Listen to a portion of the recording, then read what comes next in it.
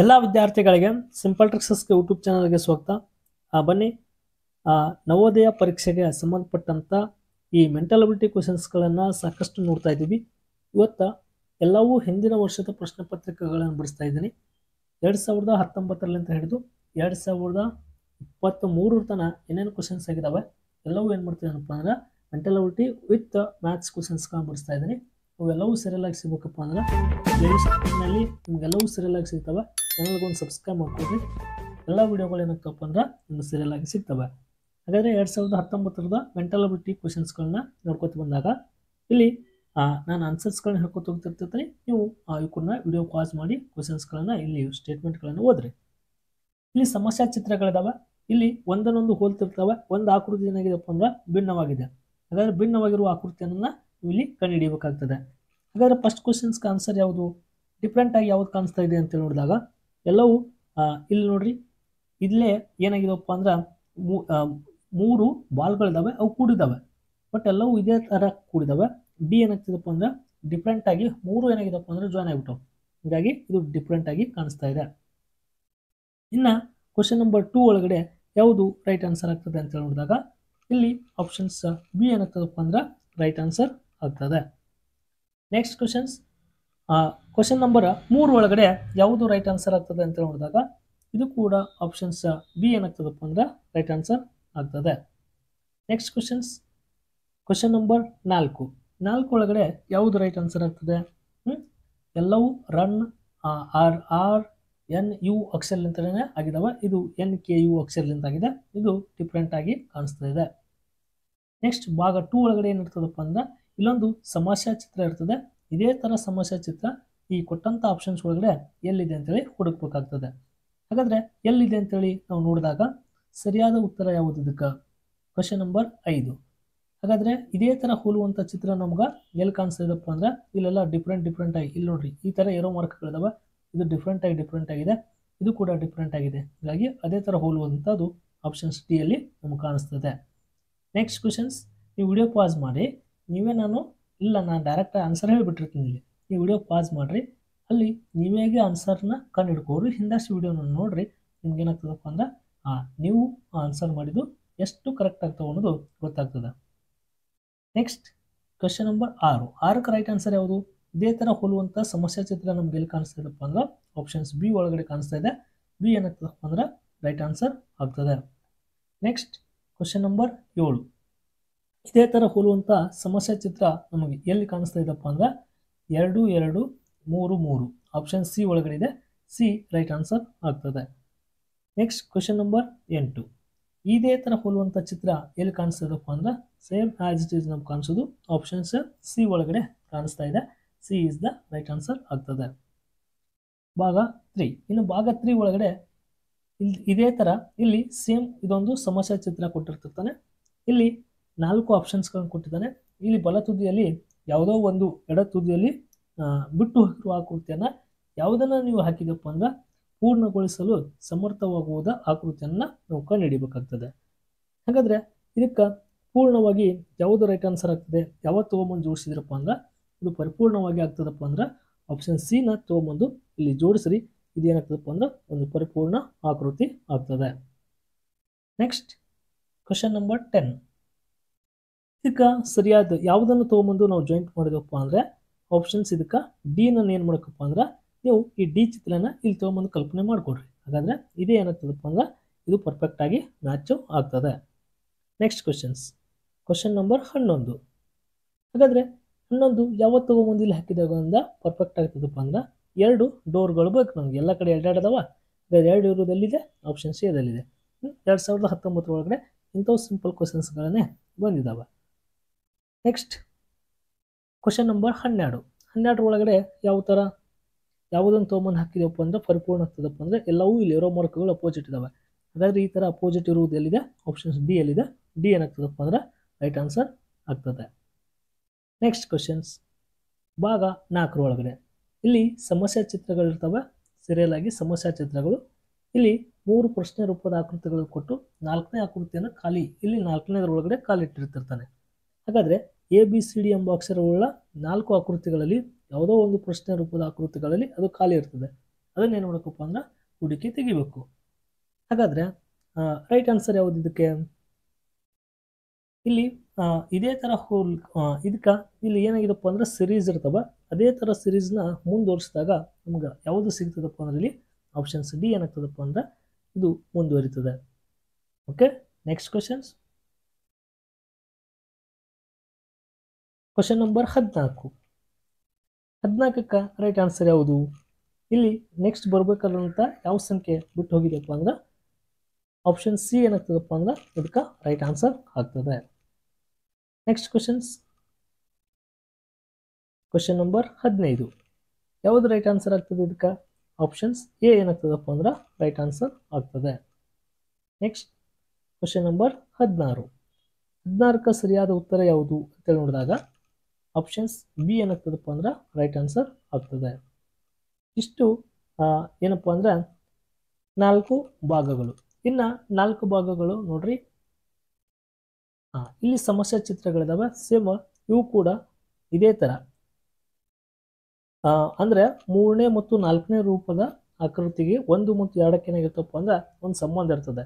ಇಂಥದ್ದೇ ಸಂಬಂಧ ಈ 3 ಮತ್ತು 4ನೇದಕ್ಕೆ ಒಂದು ಸಂಬಂಧಗಳನ್ನು ಇರುವಂಥ ಉತ್ತರ ಚಿತ್ರ ಒಳಗಡೆ ಯಾವುದು ಅಂತೇಳಿ ಹುಡುಕಬೇಕು. ಹಾಗಾದರೆ ಇದೇ ಥರ ಹೋಲುವಂಥ ಸಂಬಂಧ ಇದಕ್ಕೆ ಈ ಸಂಬಂಧ ಹೊಂದಿದೆ. ಹಾಗಾದರೆ ಇದಕ್ಕೆ ಯಾವ ಸಂಬಂಧ? ಇದರ ಅಪೋಸಿಟ್ ಇದು ಇದೆ. ಹಾಗಾದರೆ ಇದರ ಅಪೋಸಿಟ್ ಎಲ್ಲಿದೆಯಪ್ಪ ಅಂದ್ರೆ ಆಪ್ಷನ್ಸ್ ಡಿ ಎಲ್ಲಿದೆ. ಹೀಗಾಗಿ ಡಿ ಏನಾಗ್ತದಪ್ಪ ಅಂದ್ರೆ ರೈಟ್ ಆನ್ಸರ್ ಆಗ್ತದೆ. Next question number 18. ನೋಡ್ರಿ, ಇದಕ್ಕೆ ಇದು ಸೇಮ್ ಸಿಮಿಲರ್ ಇದೆ. ಹಾಗಾದರೆ ಇದಕ್ಕೆ ಯಾವ್ದು ಸೇಮ್ ಇದೆ? 18 ಬಿ. ನೋಡ್ರಿ, ಇದು ಇಂಟು ಸಾಂದಿತ್ತು, ಇಲ್ಲಿ ದೊಡ್ಡದಾಗಿದೆ, ಇಲ್ಲಿ ಪ್ಲಸ್ ಸಾಂದಿದೆ. ಹಾಗಾದರೆ ಪ್ಲಸ್ ದೊಡ್ಡದಾಗಬೇಕು. ನಿಖರವಾದ ಸಂಬಂಧಗಳನ್ನು ನಾವು ಗುರುತಿಸಬೇಕು. Next question number 19. 19ಕ್ಕೆ ರೈಟ್ ಆನ್ಸರ್ ಯಾವುದಾಗ್ತದೆ? ಇದು ಈ ಥರ ಇದೆ. ಏನಾಗಿದೆಯಪ್ಪ ಅಂದ್ರೆ 19 ಈ ಥರ ಇದೆ. ನಮಗೆ ನೆಕ್ಸ್ಟ್ ಚಿತ್ರ ಯಾವುದಾಗ್ತದೆ ಅಂತ ನೋಡಿದಾಗ ಆಪ್ಷನ್ ಸಿ ಏನಾಗ್ತದಪ್ಪ ಅಂದ್ರೆ ರೈಟ್ ಆನ್ಸರ್ ಆಗ್ತದೆ. Next questions. Question number 20. ಯಾವುದು ರೈಟ್ ಆನ್ಸರ್ ಆಗ್ತದೆ? ಆಪ್ಷನ್ಸ್ ಬಿ ಏನಾಗ್ತದಪ್ಪ ಅಂದ್ರೆ ನೋಡ್ರಿ, ಇದಕ್ಕೆ ಈ ಥರ ಇದೆ. ಇದು ಏನಾಗಬೇಕಪ್ಪ ಅಂದ್ರೆ ಈ ಸೈಡ್ ಹೋಗ್ಬೇಕು. ಹೀಗಾಗಿ ರೈಟ್ ಆನ್ಸರ್ ಬಿ. ನೆಕ್ಸ್ಟ್ ಭಾಗ 6 ಒಳಗಡೆ ಏನು ಕ್ವಶನ್ಸ್ನ ಕಟ್ಟಿರ್ತಾನಪ್ಪ ಅಂದ್ರೆ ಇಲ್ಲೊಂದು ಸಮಸ್ಯೆ ಚಿತ್ರ ಕೊಟ್ಟಿರ್ತಾನೆ. ಯಾವ ಆಕೃತಿಯನ್ನು ಜೋಡಿಸಿದೆಯಪ್ಪ ಅಂದ್ರೆ ಇದೊಂದು ಪರಿಪೂರ್ಣ ಆಕೃತಿ ಆಗ್ತದೆ ಅಂತೇಳಿ ನಮ್ಮ ಕ್ವಶನ್ಸ್ ಇದು.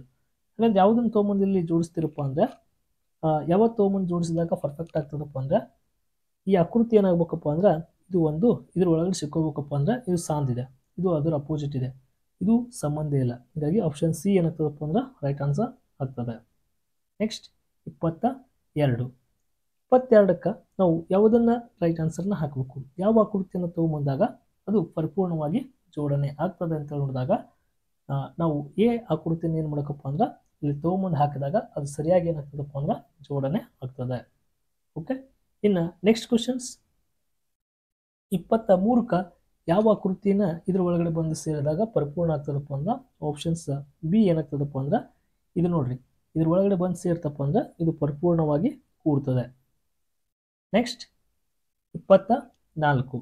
ಯಾವ ಆಕೃತಿಯನ್ನು ಪರ್ಫೆಕ್ಟಾಗಿ ನಾವು ಇಲ್ಲಿ ಮ್ಯಾಚ್ ಮಾಡ್ತೇವಪ್ಪ ಅಂದ್ರೆ ಆಪ್ಷನ್ ಸಿ ಏನಾಗ್ತದಪ್ಪ ಅಂದ್ರೆ ಇದಕ್ಕೆ ಕರೆಕ್ಟ್ ಆಗ್ತದೆ. ಇನ್ನು ಭಾಗ 7 ಒಳಗಡೆ ಇಲ್ಲೊಂದು ಸಮಸ್ಯಾ ಚಿತ್ರ ಇದೆ. ಈ ಥರ ನಿಮ್ಗೆ ಇಲ್ಲಿ ಇದನ್ನೆಲ್ಲ ಓದೋ ಅವಶ್ಯಕತೆ ಇಲ್ಲ. XY ಇದು ಏನಪ್ಪ ಅಂದ್ರೆ ಈ ಥರ ಇತ್ತಪ್ಪ ಅಂದ್ರೆ ಕನ್ನಡಿ ಪ್ರತಿಬಿಂಬ ಅಂತ ತಿಳ್ಕೊಂಬಿಡ್ರಿ. XY ಅಂದರೆ ಕನ್ನಡಿ ಪ್ರತಿಬಿಂಬ. ಇದನ್ನು ಕನ್ನಡಿ ಮುಂದೆ ಹೋಗಿರ್ತಾಗ ಯಾವ ಥರ ಕಾಣಿಸ್ತದೆ? ನಾನೇನು ಹೇಳಿದ್ದೀನಿ ನಿಮ್ಗೆ ಇದು ಅರ್ಥ ಆಗಲಿಲ್ಲಪ್ಪ ಅಂದ್ರೆ ಈ ಚಿತ್ರವನ್ನು ಪೇಜ್ ತಿರುಗಿಸಿ ನೋಡಿಬಿಡ್ರಿ, ಅದೇ ಕನ್ನಡಿ ಪ್ರತಿಬಿಂಬ ಆಗಿರ್ತದೆ ಅಂತೇಳಿ ಸಾಕಷ್ಟು ಸಲ ಹೇಳಿದ್ದೀನಿ. ಹಾಗಾದರೆ ಇದನ್ನು ಪೇಜ್ ತಿರುಗಿಸಿ ನೋಡಿದಾಗ ನಿಮ್ಗೆ ಯಾವ ಥರ ಸರಿಯಾಗಿ ಕಾಣಿಸ್ತದಪ್ಪ ಅಂದ್ರೆ ಆಪ್ಷನ್ ಸಿ ಕಾಣಿಸ್ತದೆ. ಹೀಗಾಗಿ C is the right answer ಆಗ್ತದೆ. ನೆಕ್ಸ್ಟ್ 26. ರೈಟ್ ಆನ್ಸರ್ ಯಾವಪ್ಪ ಅಂದ್ರೆ ಇದೇ ಥರ ಕಾಣಿಸೋದು. ಪೇಜ್ ತಿರುಗಿಸಿ ನೋಡಿದಾಗ ಕನ್ನಡಿ ಪ್ರತಿಬಿಂಬ ಎ ಕಾಣಿಸ್ತದೆ. FAN ಪ್ಯಾನ್ ಅಂದರೆ ಒಂದು ಪೇಪರ್ ಒಳಗಡೆ ಬರ್ಕೋರಿ, ಪೇಪರ್ ತಿರುಗಿಸಿ ನೋಡ್ರಿ ಯಾವ ಥರ ನಿಮ್ಗೆ ಇದು ಕಾಣಿಸ್ತದಪ್ಪ ಅಂದ್ರೆ ಬಿ ಇದ್ರ ಒಳಗಡೆ ಕಾಣಿಸ್ತದೆ. ಹಾಗಾದರೆ ಬಿ ಏನಾಗ್ತದಪ್ಪ ಅಂದ್ರೆ ರೈಟ್ ಆನ್ಸರ್ ಆಗ್ತದೆ. ನೆಕ್ಸ್ಟ್ 28ನೇ ಕ್ವಶನ್ಸ್ಗೆ ನೀವು ತಿರುಗಿಸಿ ನೋಡಿದಾಗ ಆಪ್ಷನ್ ಸಿ ಏನಾಗ್ತದಪ್ಪ ಅಂದ್ರೆ ರೈಟ್ ಆನ್ಸರ್ ಆಗ್ತದೆ. ನೆಕ್ಸ್ಟ್ ಭಾಗ 8 ಒಳಗಡೆ ಇದು ಕಾಗದ ಮಡಚುವಿಕೆ ಅಂದ್ರೆ ಕಾಗದವನ್ನು ತುಂಡರಿಸಿ ಕತ್ತರಿಸಿದಾಗ ನಮ್ಗೆ ಯಾವ ಆಕೃತಿ ಥರ ಕಾಣಿಸ್ತದೆ ಅಂತೇಳಿ ಇದನ್ನು ಪ್ರಾಕ್ಟಿಕಲ್ ಮಾಡಿದ್ರಪ್ಪ ಅಂದ್ರೆ ನಿಮ್ಗೆ ಗೊತ್ತಾಗ್ತವ. ಹೀಗಾಗಿ 29ಕ್ಕೆ ರೈಟ್ ಆನ್ಸರ್ ಯಾವುದಾಗ್ತದಪ್ಪ ಅಂದ್ರೆ ಎ ರೈಟ್ ಆನ್ಸರ್ ಆಗ್ತದೆ. ಕಾಗದವನ್ನು ಮಡಿಚಿ ಕಟ್ ಮಾಡಿದಾಗ ಈ ಥರ ಆಕೃತಿ ನಮ್ಗೆ ಕಂಡು ಬರ್ತದೆ. ಇನ್ನು 30 ರೈಟ್ ಆನ್ಸರ್ ಯಾವುದು? ಯಾವ ಥರ ಆಕೃತಿಯನ್ನು ನಮ್ಗೆ ಕಾಣಿಸ್ತದಪ್ಪ ಅಂದ್ರೆ ಆಪ್ಷನ್ ಸಿ ಏನಾಗ್ತದಪ್ಪ ಅಂದ್ರೆ ನಮ್ಗೆ ಕಂಡು ಬರ್ತದೆ. ನೆಕ್ಸ್ಟ್ 31 ಇದಕ್ಕೂ ಕೂಡ ರೈಟ್ ಆನ್ಸರ್ ಏನಾಗ್ತದಪ್ಪ ಅಂದ್ರೆ ಸಿ ಏನಾಗ್ತದಪ್ಪ ಅಂದ್ರೆ ನಮ್ಗೆ ಕಂಡು ಬರ್ತದೆ. ಇಲ್ಲೊಂದು ಹಿಂಟ್ ಸಿಕ್ಬಿಟ್ಟಿರ್ತದೆ ಈ ಥರ. ಹಾಗಾದರೆ ಇದನ್ನೇ ಮುಂದುವರ್ಸೋದು ನಮ್ಗೆ 4 ಕಂಡು ಬರುತ್ತೆ. ಸಿ ರೈಟ್ ಆನ್ಸರ್ ಆಗ್ತದೆ. ನೆಕ್ಸ್ಟ್ 32 ರೈಟ್ ಆನ್ಸರ್ ಯಾವುದು? 32 ಇಲ್ಲಿ 3 ಚುಕ್ಕಿದವಪ್ಪ ಅಂದ್ರೆ ಇದು ಕೂಡ 3 ಚುಕ್ಕಿಗಳೇ ಇರಬೇಕು. ಹಾಗಂತೇಳಿ ಇದಕ್ಕೆ ನಾವು ರೈಟ್ ಆನ್ಸರ್ನ ಹಾಕ್ತಿರ್ತೀವಿ ಒಳಗೊಮ್ಮೆ. ರೈಟ್ ಆನ್ಸರ್ ಯಾವುದಪ್ಪ ಅಂದ್ರೆ ಆಪ್ಷನ್ ಸಿ ಏನಾಗ್ತದಪ್ಪ ಅಂದ್ರೆ ಡಬಲ್ನ ಕಟ್ ಮಾಡಿದಾಗ ಇದು ಡಬಲ್ ನಮ್ಗೆ ಕಾಣಿಸ್ತದೆ. ಹೀಗಾಗಿ ಸಿ ರೈಟ್ ಆನ್ಸರ್ ಆಗ್ತದೆ. ನೆಕ್ಸ್ಟ್ 9ನೇ ಭಾಗ ಒಳಗಡೆ ಇವು ನೋಡ್ರಿ, ಇಲ್ಲಿ ಉತ್ತರ ರೂಪದಲ್ಲಿ ಏನು ಮಾಡಿದ ಸಮಸ್ಯೆ ಚಿತ್ರ ಒಳಗಡೆ ಇವು ಭಾಗಗಳನ್ನು ಕಟ್ ಮಾಡಿರ್ತಾರೆ. ಅವನ್ನ ನಾವು ಸರಿಯಾಗಿ ತುಂಡುಗಳಿಂದ ಒಂದು ನಿರ್ಮಿಸಬಹುದಾದಂಥ ಒಂದು ಆಕೃತಿ ಅಂತ ನೋಡ್ಕೊತ ಅಂದಾಗ ಇವನ್ನ ತೊಗೊಂಡು ಕಟ್ ಮಾಡಿಟ್ಟಿದ್ದಾನೆ. ಅವನ್ನ ತೊಗೊಂಡು ನಾವು ಜೋಡಿಸಿದಾಗ ಒಂದು ಪರಿಪೂರ್ಣ ಆಕೃತಿ ಕಂಡು ಬರ್ತದೆ ನಮಗೆ. ಹಾಗಾದರೆ ಆ ಆಕೃತಿ ಯಾವುದು ಅಂತ ನೋಡಿದಾಗ ಬೀನನ್ನು ನಾವು ಸರಿಯಾಗಿ ಜೋಡಣೆ ಮಾಡ್ಕೋಬೋದು.